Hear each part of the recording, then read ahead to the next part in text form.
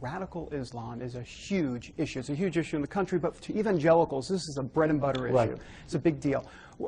You said one time in an interview that and just recently, that I think you said on O'Reilly actually, there's a Muslim problem in this world. What do you mean by that exactly? Well, Bill O'Reilly asked me, is there a Muslim problem?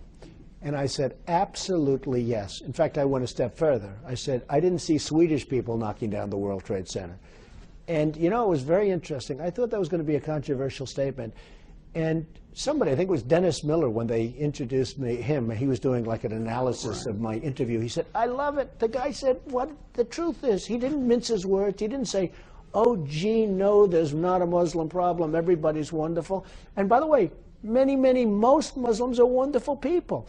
But is there a Muslim problem? Look what's happening. Look what happened right here in my city with the World Trade Center and lots of other places. So I said it, and I thought it was going to be controversial, and actually it was very well received. I think people want the truth. I think they're tired of politicians. They're tired of politically correct stuff. I mean, I could have said, oh, absolutely not, Bill. There's no Muslim problem. Everything's wonderful. Just don't forget. Just forget about the World Trade Center problem, blah, blah, blah, blah, blah.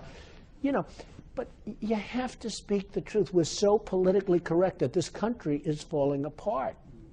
And I take it, though, that many evangelicals think, as it relates to the Muslim problem in the world, that the base of that is there's some concerns about the teachings of the Quran. Do you have problems with some of those teachings? Well, I'll tell you what. The Quran is very interesting. A lot of people say it teaches love, and there is a very big group of people who really understand the Quran far better than I do. Sure.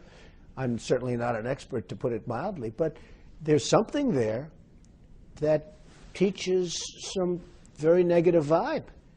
I mean, things that are happening, when you look at people blowing up all over the streets of some of the countries over in the Middle East, I mean, just, you know, blowing up a supermarket with not even soldiers, not even our soldiers, just people, where 250 people die in a supermarket that are shopping, where people die in a store or on a street.